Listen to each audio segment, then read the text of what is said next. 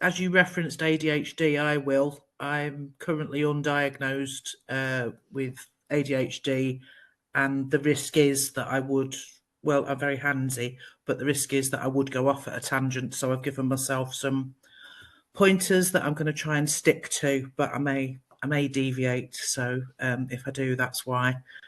Um, the first pointer that I wanted to speak to, I've just called "Who am I?"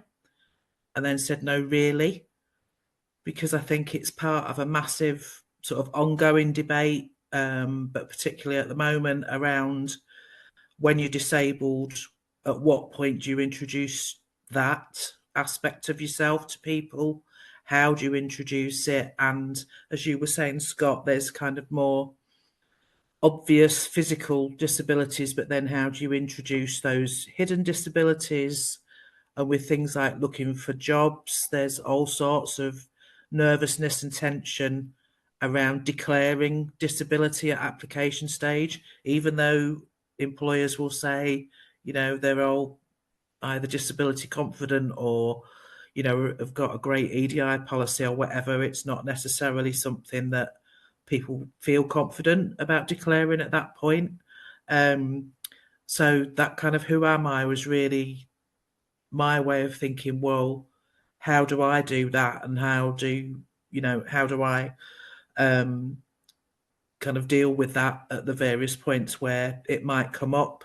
Something I'm going to come on to in a little while is my current employer, who I see as being my best experience since becoming disabled myself of having employment. But they're working on progressing various things. So, for example, on their HR system, you can declare that you are disabled, and that triggers certain points of support, but you can only declare one disability. So when the day I was filling that in, and they are upgrading that system, and they are really good, but no one had ever pointed that out to them before.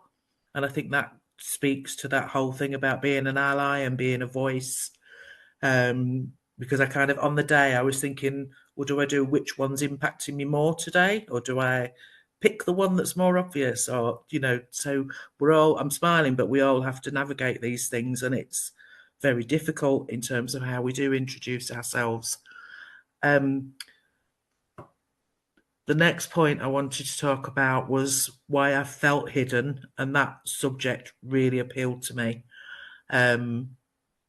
I'm a project manager in the public sector by trade.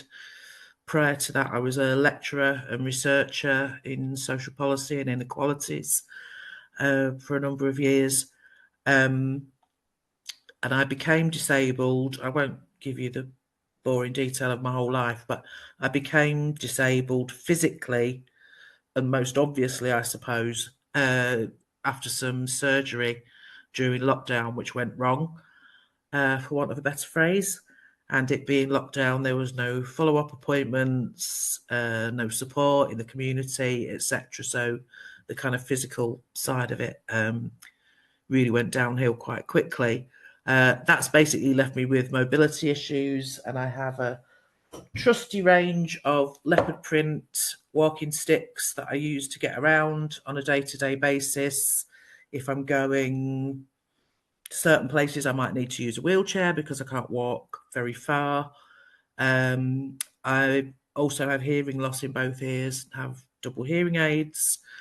And as I said, I'm undiagnosed ADHD at the moment. And the only reason it's undiagnosed is because it is 100% obvious to me that I have it. I mentioned in the blurb and in the blurb for the event, Scott kind of included what I'd said about I've got a neurodivergent daughter, and I'm not going to share her story because that's not mine to tell. But when my daughter was diagnosed,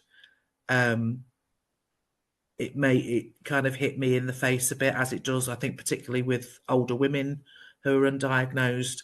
All the things about my daughter that I just thought were perfectly normal and were just her, that she gradually sort of came to struggle with. When she started going down the diagnosis route, I was like, oh, right, is that not typical behaviour then? Are those things, all of those things that she does and that I do, that we were quite comfortable with in our own little world, I began to realise that I was on the neurodivergent scale of things. So that kind of happened around the same time as the surgery that went wrong. And I think how I felt hidden was partly this and how we work now, because in lockdown, I became disabled during lockdown in one role. And then we suddenly all our meetings, etc., were on Teams and we're doing this. So what I was struggling with wouldn't have been apparent to anybody. So it was kind of hidden in that respect. It was also hidden because I was really worried about my job security, because my recovery was quite complex.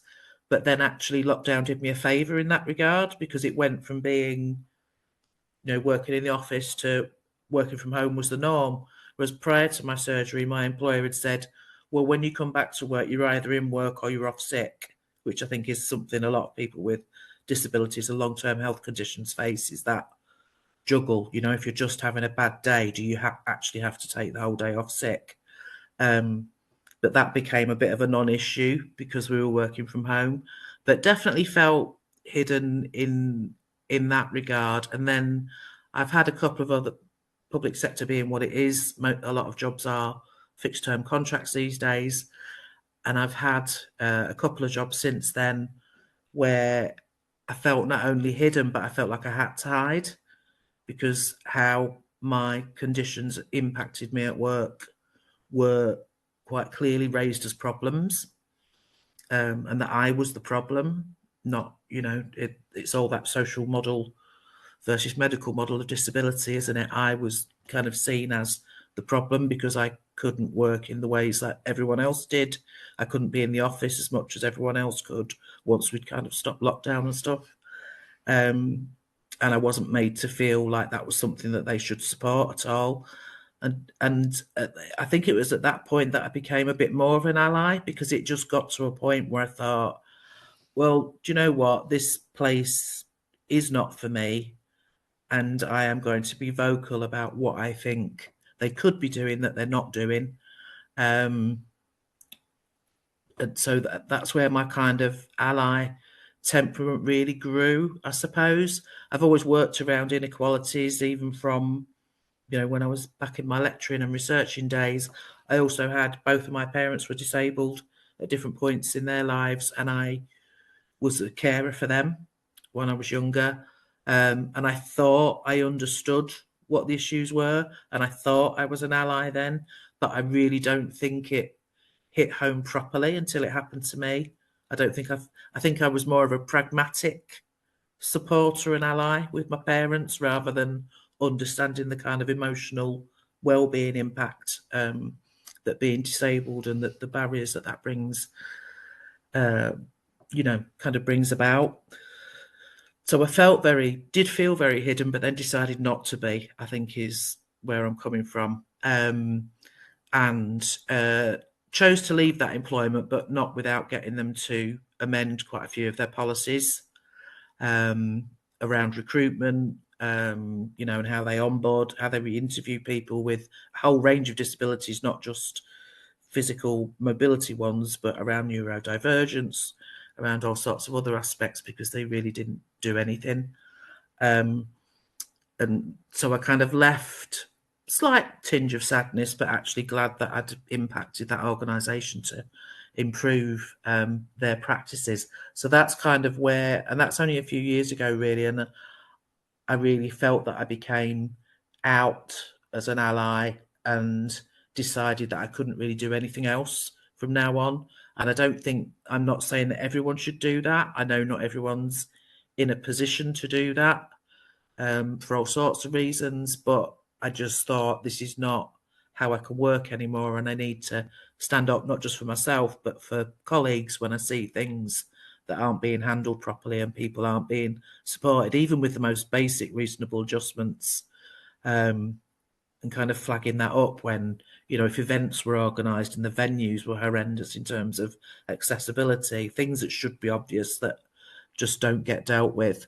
So that really came across strongly to me, that I just couldn't not do that anymore. and I would have to be really vocal. Then I was about 18 months ago, I realised I'd need to start looking for another role as my current one was due to finish. And I'm not just doing this to plug where I work, but I now work for the Big Life Group in Manchester, who are, can't think how to describe them. They're kind of the organisational arm of the Big Issue in the North, and they deliver a lot of services directly. But I actually manage a project for them. They commissioned to run some projects, so I manage a project for them. And I saw the job and thought, this is really up my street. But I had that nerves again. They kicked in again about what would they be like as an employer? Am I letting myself in for the same issues? And then I remembered I had a colleague, a friend, who the last time I'd spoken to her, she worked for them. So I just got in touch with her and said, before I apply for this job, just tell me, what are they like to work for? Be really honest. And she said, honestly, they're the best organisation I've ever worked for in terms of support. So I was like, right, that's me. I'm applying. I'll take the role. And I think what's really good about them is that and I know we have, one of the debates I have in my head is around that balance between being an ally and educating people. And I know a lot of people, and I've seen comments on your post, Scott, where people talk about it's not our responsibility to educate people about things that, in this day and age, they should be perfectly well aware of. But I think there's a fine line sometimes, and I don't think I've completely mastered that yet. I think I do still kind of offer to educate, sometimes a bit too much. But what I like about the organisation that I'm with now is that they do listen, they do take on board any suggestions that I make. And I don't, if I complain about something or raise something, I always try and offer a solution or at least point them to some guidance or whatever. But they do actively listen. And in terms of values, I think organisational values are something we see most regularly on people's websites. And when you apply for a job, you have to demonstrate how you're going to meet the organisation's values. But that's often the last time you ever hear about them. But where I'm working now at Big Life, values are actively talked about every week. They're actively talked about in management meetings. They have a well-being offer, but again, with that, sometimes organisations have a well-being offer, but it's just like, oh, there's our well-being offer, and that's it. Whereas they have a really proactive approach to well-being, where there's kind of ongoing things that you can take part in during the year. You get allowed time for your well-being, and they update on well-being on a regular basis. And again, listen to suggestions.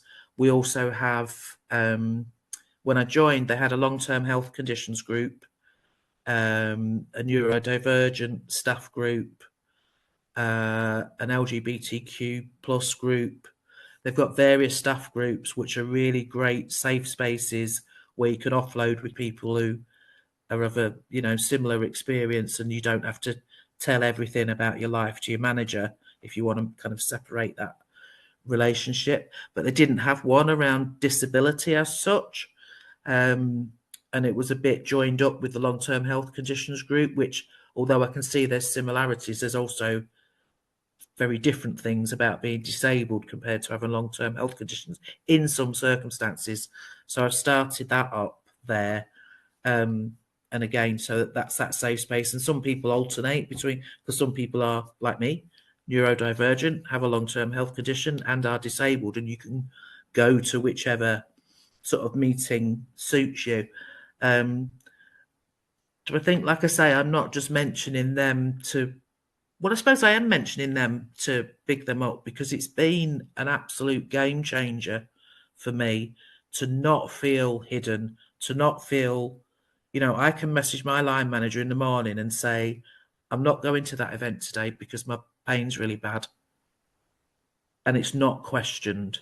I don't just not go, obviously. I contact the organisers, I explain that I'm not well enough to attend or whatever, but it's never questioned. And I think that makes a massive difference to me and how confident I feel in my workplace, because I know I'm not going to get any criticism for that. And actually, the first response I always get from him is there anything I can do? Which is just like the best response ever. So I suppose all I was really trying to get at, although I have meandered on a bit, is that these experiences, I do understand these experiences can be awful, and I've been through that. I also understand they can be good. And if an organisation of my size, which is kind of medium size, I guess, can do this right, then why can't the others? Because it's not that difficult. And I'm preaching to the converted here because you'd all agree with that. But like my organisation has got the disability confident. It's not the disability confident employer badge. It's the one below that where you're aspiring to it. I can't think what it's called. And I think they should have it. I think they should apply to be disability confident because to me, they're doing everything right, including, when you apply for a job, you automatically get asked, what do you need RAs for your interview, blah, blah, blah. But they don't see themselves as doing that well, which I think is credit to them. So they haven't gone in for that yet. So yeah, that was why I wanted to come along, was just because some of those discussions on the All for Inclusion pages and on Scott's posts around the kind of language and the barriers and how it can be, I feel like I've had quite a journey, even in the short space of kind of 4.5 years, where it's become a really positive thing because I don't feel nervous, I don't feel hidden, and I don't feel like I have to hide.